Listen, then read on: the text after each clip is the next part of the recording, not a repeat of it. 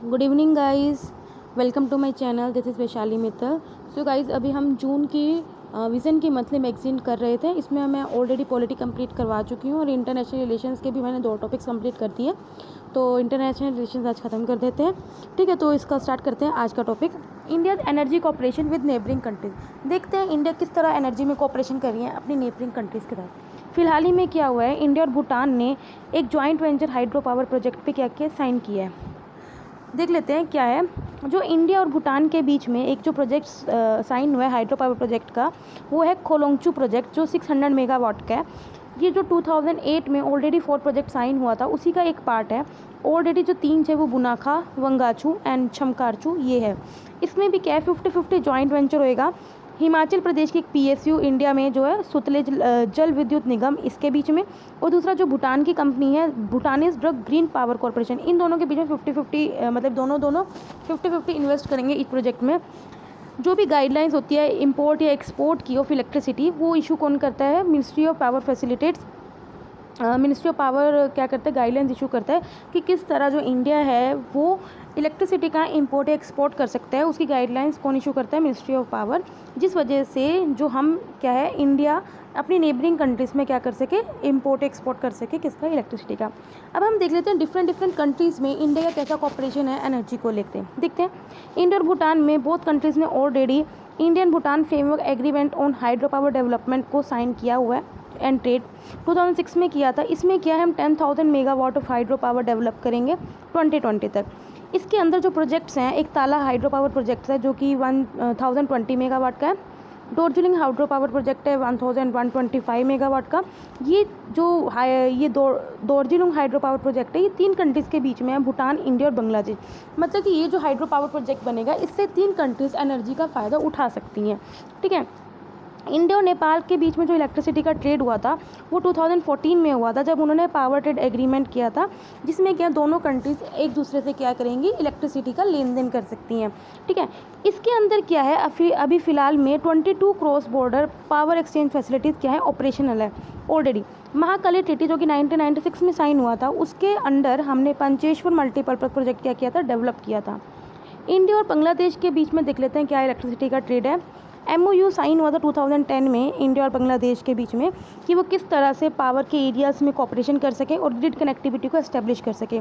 India currently Bangladesh में 1200 megawatt की power क्या करती है, सप्लाई करती है। और अभी हम चाहते हैं कि 2021 तक हम बांग्लादेश में 2500 मेगावाट जो पावर है उसको सप्लाई करें। इंडिया और म्यांमार में अभी इंटरकनेक्शन ट्रांसमिशन लाइन है जो कि मणिपुर से म्यांमार जाता है, मणिपुर के मोहरे से म्यांमार के तमू तक जाती है, इलेक्ट्रिसिटी हम ट्रांसपोर्ट करते हैं। ठीक है, अभी देख लेते हैं कुछ सक्सेसफुल रीजनल एनर्जी कॉपरेशन है जो कि हमारे वर्ल्ड के अराउंड है। ठीक है, वर्ल्ड के अराउंड की बात करें, जो ग्रेटर मेकोंग सब रीजन है, जिसके अंदर ये कुछ कंट्रीज़ कवर है, Cambodia, China, Laos, Myanmar, Thailand और वियतनाम। इसमें यह बताया है कि इन्होंने हाइड्रो पावर जनरेशन की वजह से $14.3 बिलियन की सेविंग्स करी है, क्योंकि हमने फॉसिल फ्यूल को क्या किया, सब्सटीट्यूट किया। साउथर्न अफ्रीकन पावर पूल है, ये एक इंटरनेशनल पावर पूल है 12 अफ्रीका कंट्रीज़ में, जो एम करती है, जिसका एम यही है कि हम इकोनॉमिकली क्या कर सकें, इलेक्ट्रिकल सप्लाई कर सकें।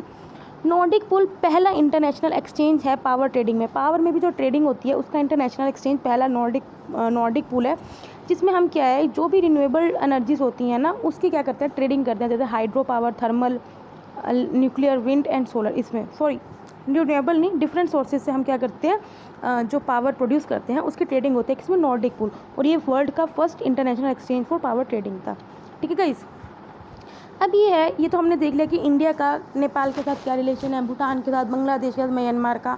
और हमने ये देख लिया ग्लोबली क्या क्या जो पहले जो सक्सेसफुल जो पावर के रिलेटेड प्रोजेक्ट सक्सेसफुल रहे हैं।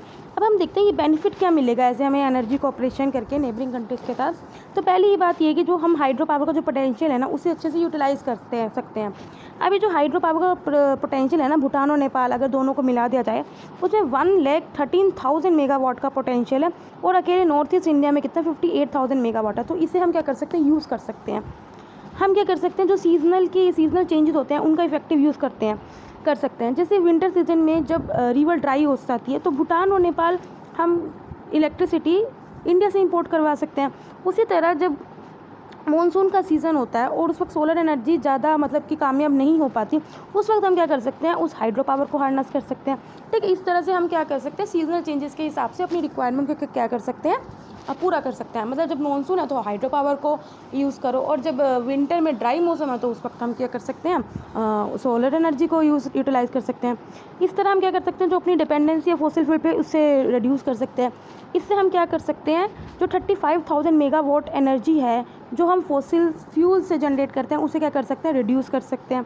एनवायरमेंटल बेनिफिट ये है कि 2015 से 2040 में हम क्या कर सकते हैं, इस 15 साल के बीच में हम अपने 6.5% जो CO2 एमिशंस हैं उसको क्या कर सकते हैं, कम कर सकते हैं, जो पावर सेक्टर से प्रोड्यूस होती है। ठीक है, जो पावर सेक्टर से जो CO2 एमिशन प्रोड्यूस होती है उसमें हम 6.5% रिड्यूस कर सकते हैं। इससे क्या होगा, इन्वेस्टमेंट अपॉर्चुनिटीज होंगी।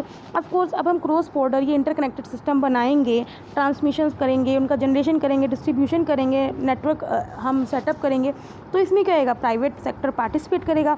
ठीक है, तो वो इन्वेस्ट करेगा। ठीक है, तो इससे क्या होगा, हमारी इन्वेस्टमेंट क्रिएट होगी, इकोनॉमिकली और फाइनेंशियल क्या गेन होगी।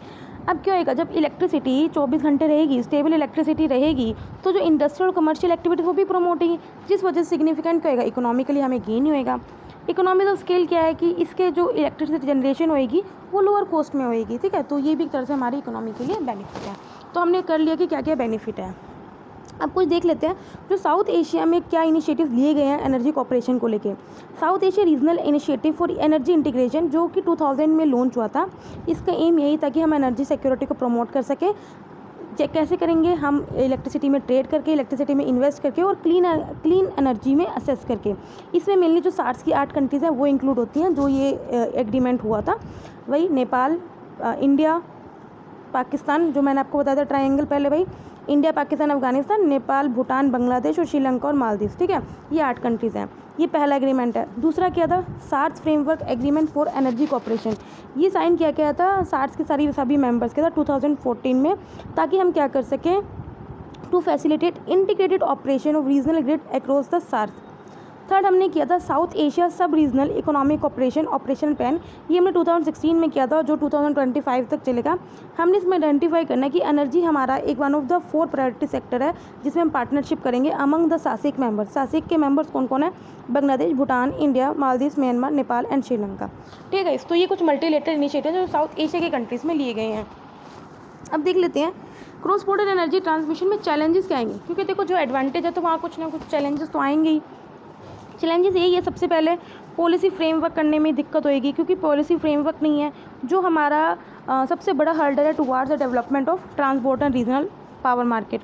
ठीक है, इंफ्रास्ट्रक्चर की हमारी दिक्कत है, हमारे कोई इंफ्रास्ट्रक्चर नहीं है ऐसा क्रॉस बॉर्डर इलेक्ट्रिसिटी जो हम ट्रेड कर सकें। अच्छा, अगर लैग करता है, अगर है तो लैग करता है।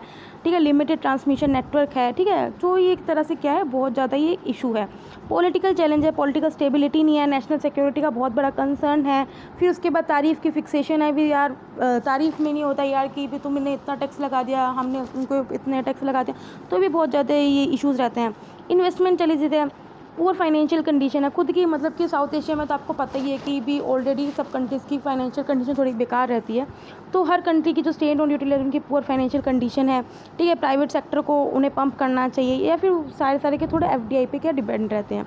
अब वे फॉरवर्ड क्या है, हम क्या कर सकते हैं, हम यही कर सकते हैं कि जो एनर्जी अवेलेबिलिटी है या फिर जो क्रॉस बॉर्डर इलेक्ट्रिसिटी ट्रांसमिशन है उसे हम इफेक्टिवली यूज़ करना चाहिए।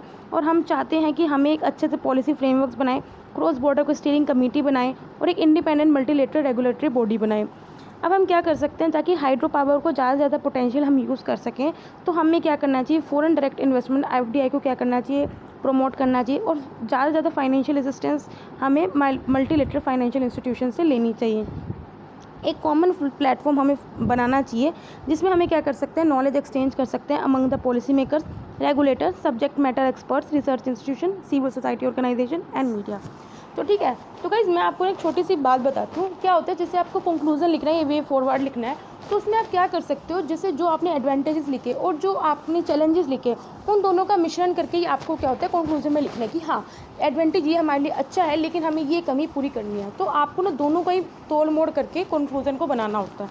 ठीक है, तो गाइस आई होप आपको ही समझ में आया हो। नेक्स्ट न्यूज़ पे चलते हैं।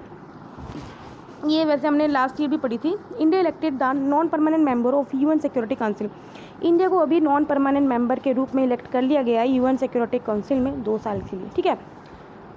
इंडिया जो कैंडिडेसी हुए एशिया पैसिफिक स्टेट से इंडिया को इलेक्ट किया गया है। 192 में से 184 सीट्स इंडिया ने जीती हैं 2 साल के लिए। और जो इंडिया की जो मेंबरशिप है नॉन परमानेंट मेंबर की, वो सीट शुरू होएगी 1 जनवरी 2021 से। ऑलरेडी इंडिया 7 बार यूएन सिक्योरिटी काउंसिल का नॉन परमानेंट मेंबर रह चुका है, तो ये अब 8वीं बार है जो इंडिया मेंबर रहेगा। ऑलरेडी कितनी बार इलेक्ट हो चुका है? 50-51 में, 67-68 में, 72-73 में, 77-78, 84 में, 91 में, और फिर इसके बाद 2011 में हुआ था। इसके साथ इंडिया के साथ ही आयरलैंड, मेक्सिको और नॉर्वे को भी सिक्योरिटी काउंसिल में नॉन परमानेंट मेंबरशिप दी गई है। अभी हम कुछ देख लेते हैं। जो यूएन सिक्योरिटी काउंसिल है, इसके 5 परमानेंट मेंबर्स होते हैं, यूएसए, चाइना, यूके, रशिया और फ्रांस। 10 नॉन परमानेंट मेंबर्स होते हैं, जिसमें से 2 अफ्रीका से होते हैं, 3 एशिया से होते हैं, 2 लैटिन अमेरिका और कैरिबियन से होते हैं, 2 वेस्टर्न यूरोप से लिए जाते हैं, 1 ईस्टर्न यूरोप से लिए जाते हैं, ठीक है। इस तरह से 10 सीट्स क्या डिवाइड है रीजन वाइज। हर साल क्या वो करती है, जो यूएन जनरल असेंबली है, वो 5 नॉन परमानेंट मेंबर्स को 2 साल के लिए करती है, इलेक्ट करती है बाय 2/3 मेजोरिटी।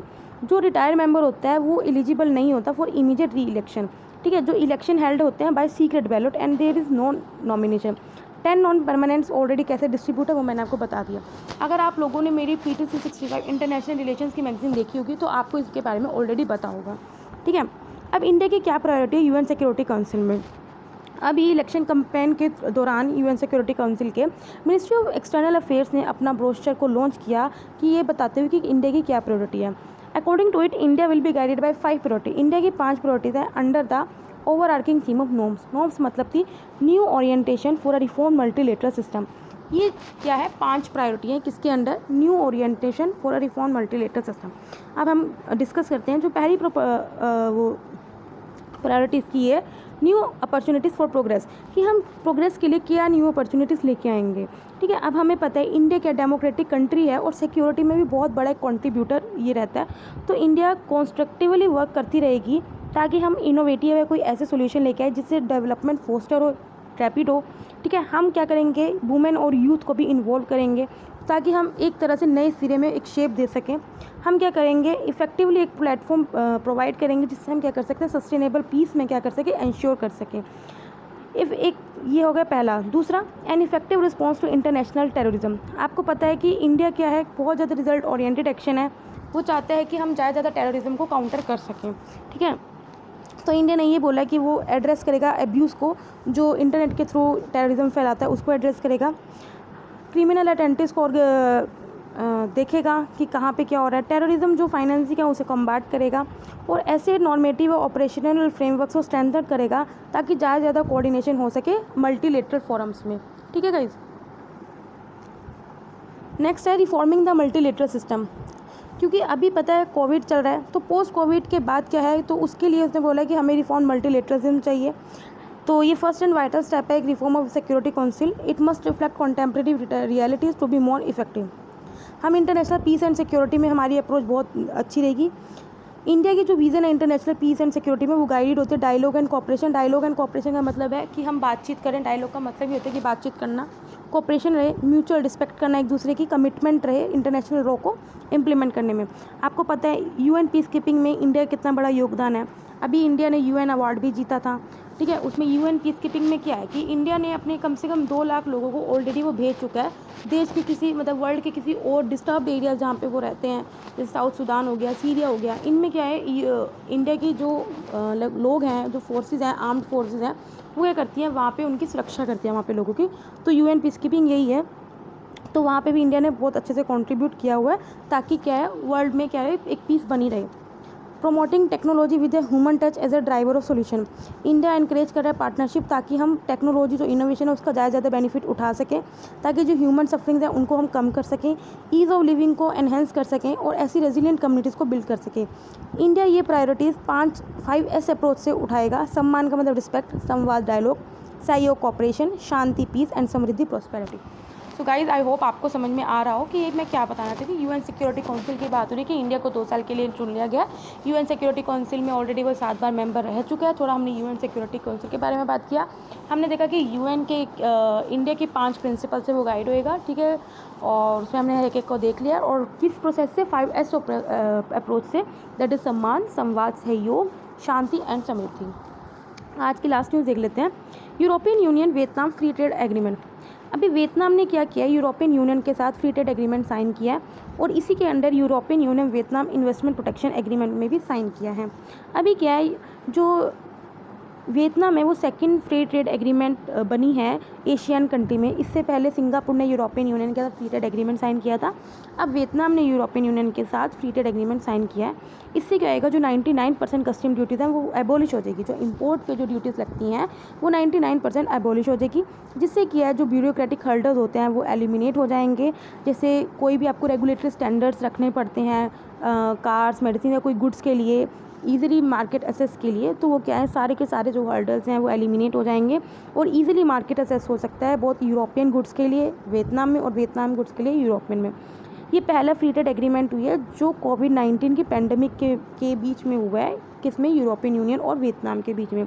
जो European union Vietnam investment protection agreement है, ये भी इस फ्री ट्रेड एग्रीमेंट का साइन है, जिसका यही है कि जो भी, अब बताओ यार, अब यूरोपियन कंपनीज जो भी अगर वियतनाम में इन्वेस्ट करेंगी तो वो ये चाहेंगी ना कि हमारा पैसा सेफ रहे, सिक्योर रहे, एंड वाइस वर्सा। अगर वियतनाम भी कुछ यूरोपियन यूनियन में, यूरोपियन कंट्रीज़ में कुछ पैसा इन्वेस्ट करेंगे तो वो भी चाहते हैं कि हमारा पैसा सिक्योर रहे।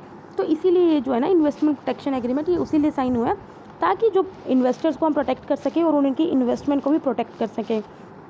इंडिया क्या है, क्लोजली क्या है, वियतनाम को टक्कर देता है, कंपटीशन देता है। लेकिन जब से वियतनाम ने free trade agreement European union के साथ साइन किया है तो इंडिया पे कुछ ना कुछ इम्पैक्ट पड़ेगा इसका। अब देखते हैं इंडिया पे क्या इम्पैक्ट पड़ेगा। Impact on domestic industries in many sector. क्या है, अपैरल सेक्टर जो गारमेंट्स का सेक्टर होता है उसमें इंडिया क्या करता है, 9% उसको पैसा देना पड़ता है और अब वियतनाम को क्या पड़ेगा, कोई भी ड्यूटी नहीं देनी पड़ेगी। तो ऑफकोर्स तो यूरोपियन यूनियन को सस्ता कहाँ पड़ेगा, वियतनाम में अपना माल भेजना पड़ेगा, ठीक है। तो इससे इंडिया में क्या पड़ेगा, इफेक्ट पड़ेगा, इम्पैक्ट पड़ेगा उसके इंपोर्ट में या एक्सपोर्ट में, ठीक है। तो यही अपैरल सेक्टर के साथ फुटवियर सेक्टर है और वेज फिशिंग सेक्टर में भी। वियतनाम क्या करता है, प्रेफर्ड डेस्टिनेशन है कि फॉरेन कंपनीज मैक्सिमम से मैक्सिमम वियतनाम में इन्वेस्ट करना चाहती हैं, ठीक है। क्यों, क्योंकि वहाँ पे लेबर कॉस्ट बहुत कम है। एक रीसेंट रिपोर्ट आई थी जापानीज इन्वेस्टमेंट बैंक के अकॉर्डिंग, उसके अकॉर्डिंग ये बताई है कि चाइना में जिन फॉरेन कंपनी ने इन्वेस्ट किया गया था और 56 कंपनीज उन्होंने क्या किया, अगर जब चाइना से अपनी इन्वेस्टमेंट को हटाया तो उसमें से जो 26 कंपनीज ने कहाँ पे रीलोकेट किया अपने आप को, वियतनाम में किया, ठीक है। तो इसके अकॉर्डिंग जो वियतनाम है वो बहुत लॉट ऑफ इन्वेस्टमेंट को अट्रैक्ट करता है। जो भी चाइना से अगर कंपनी निकलती है तो वो वियतनाम को प्रेफर करती हैं, ठीक है। Coupling with other free trade agreement, जो यूरोपियन प्रोड्यूसर्स हैं वो वियतनाम में इन्वेस्ट कर सकते हैं और फिर वहाँ से क्या करते हैं फिर वियतनाम से आगे वो किसी और एशिया पैसिफिक कंट्रीज़ में क्या कर सकते हैं, अपनी मार्केट बना सकते हैं, लाइक चाइना। बिकॉज चाइना और वियतनाम में भी क्या है, ऑलरेडी फ्री ट्रेड एग्रीमेंट है थ्रू RCEP। अभी तो इंडिया ने आउट कर लिया RCEP से, ठीक है। तो चाइना और वियतनाम में ऑलरेडी फ्री ट्रेड एग्रीमेंट है, ठीक है। अब वे फॉरवर्ड क्या है कि अब हम कैसे इसको टैकल कर सकते हैं, जैसे जो इंडिया पे इम्पैक्ट पड़ रहा है। तो ये बोला है कि इंडिया को भी यूरोपियन यूनियन के साथ फ्री ट्रेड एग्रीमेंट साइन कर लेना चाहिए। इससे क्या आएगा, जो वियतनाम का जो हम पे इम्पैक्ट पड़ेगा, वियतनाम जो एडवांटेज लेगा और हम पे जो इफेक्ट पड़ेगा उसे हम नलीफाई कर सकते हैं, ठीक है। जो फ्री ट्रेड एग्रीमेंट था ये बहुत बड़ा स्टेप था। जब 1991 में LPG पॉलिसी आई थी तो इंडिया को ये थोड़ा मतलब कि क्या करना चाहिए, अगर फ्री ट्रेड एग्रीमेंट साइन करेगा तो इंडिया क्या है, अपना जो टारगेट है $5 ट्रिलियन इकोनॉमी का बनने का, तो उससे पूरा भी कर सकता है। कुछ लेबर में रिफॉर्म्स करने चाहिए। वियतनाम जो ऑलरेडी जो इंटरनेशनल लेबर ऑर्गेनाइजेशन के 8 स्टैंडर्ड है उसमें से 6 स्टैंडर्ड्स को ऑलरेडी रेटिफाई कर चुके हैं। इंडिया को भी जल्दी जल्दी लेबर रिफॉर्म्स को लेकर आना चाहिए, ठीक है, ताकि जो फ्री ट्रेड एग्रीमेंट में जो भी हर्डल्स हैं वो क्या कर सके, उसको एंड कर सके या फिर कॉम्बाट कर सके। क्वालिटी स्टैंडर्ड्स करना चाहिए। हमें क्या करना चाहिए, किसी कंपैरेटिव स्टडी करना चाहिए जिससे हम क्या कर सकें, जो अपने नॉन तारीफ मेजर्स हैं उन्हें क्या कर सकें, सुधार सकें। कमोडिटी स्पेसिफिक एग्रीमेंट है, लॉन्ग टर्म में हमें commodity focus free trade agreement करना चाहिए, वही एक सॉल्यूशन हो सकता है। To analyse whether free trade agreement brought the anticipated effect on the export of said community on the. I hope guys आपको ये समझ में आया होगा। अगर आपको अच्छा लगे तो लाइक करना और कमेंट भी करना, ठीक है गाइज। Bye bye, Tata.